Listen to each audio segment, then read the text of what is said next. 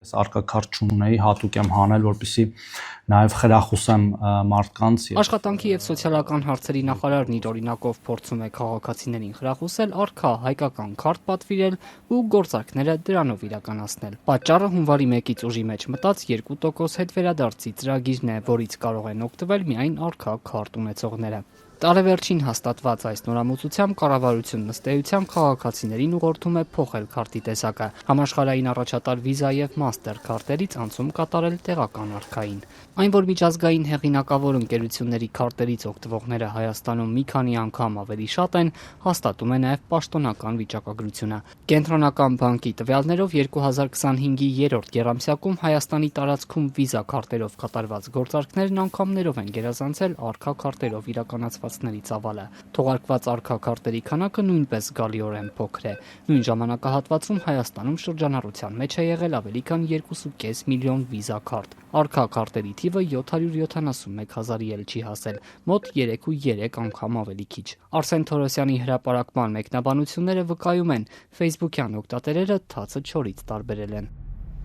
Իմ քարտերը Visa են բոլորը, հետ վճար չի լինելու, խոսքը 2%-ի մասին է։ Ձերոնց ռոճիկները ու պարգևավճարները այս մեթոդով ավելացրահանքեր։ Մարդուն ձեռ եք առնում։ Արկա թոշակի ժամկետը չլրացած տիպողաբար Visa քարտով փոխարինեցիք։ Հիմա էլ արկայով հետ վճար։ Սա նաև լավ հնարավորություն է, որ մեր համակարգը տեղի զարգանա եւ ավելի մրցունակ դառնա։ Այս որոշումը կառավարությունը տարվա վերջին նիստին ընդունեց եւ հենց այդ ժամանակ էլ մեկնարկեց արկայի յուրօրինակ գովազդային արշավը։ Իր փորձով նաեւ էկոնոմիկայի նախարար Գևորգ Պապոյանը կիսվեց։ Մտել եմ իմ հավելված եւ հավելվածում կա պատվիրել քարտ։ Պատվիրել եմ արկա քարտ, որը 3 օր հետո բերել են այնտեղ, որտեղ որ դու ուզում ես։ Այսինքն դա էլ է էական։ Վճարել եք դրա համար։ Չեմ վճարել դրա համար, տարեկան կարծես թե 1000 դրամ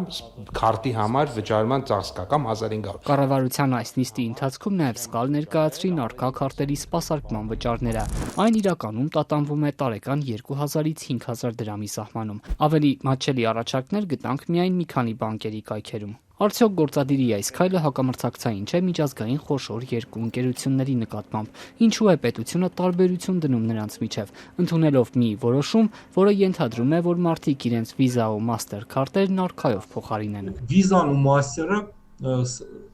իրենք կարող են իրոք դա դիտարկել որպես հակամրցակցային առավելություն տալ, ինչու է պետությունը ուշադրություն դարձնում դրա վրա բանկերին խթանելով, վերցնելով իր վրա այդ ծախսերը։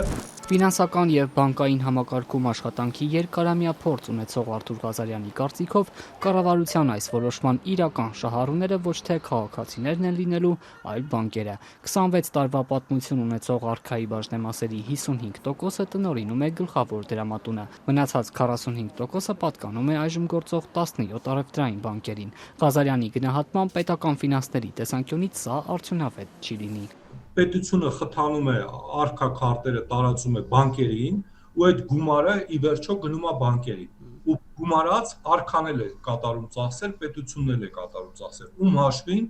հարկատուների հաշվին։ Սա բանկերի լոբինգ է, Հայաստանի բանկերի լոբինգն է։ Տնտեսագետ Սուրեն Պարսյանը մինչդեռ կարծում է, որ պետությունը պետք է աջակցի տեղական արկային, քանի որ այս ընկերությունը մրցակցել պարզապես չի կարողանում։ Տնտեսական տեսանկյունից, տնտեսական անվտանգության տեսանկյունից շատ կարևոր է դիվերսիֆիկացնել վճարային այդ քարտային հնարավորությունները։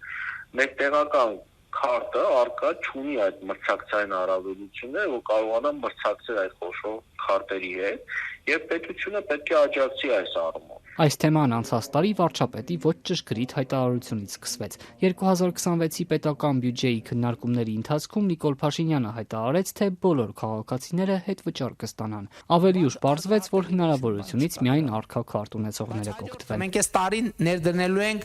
համընդհանուր հետ վճարի համակարգ։ Այսինքն բոլոր քաղաքացիները անկախիկ առևտրի դեպքում իրենց առևտրի որոշակի տոկոս հետ են ստանալու։ Մեկ այլ խնդիր է այս ամենի տեխնիկական մասը։ Արկա համակարգը պարբերաբար խափանվում է։ Հայաստանցիները հաճախ ժամեր շարունակ չեն կարողանում բանկային գործարքներ կատարել։ Մասնագետների կարծիքով սպասարկվող քարտերի քանակի մեծացումը կարող է իրավիճակն ավելի բարդացնել։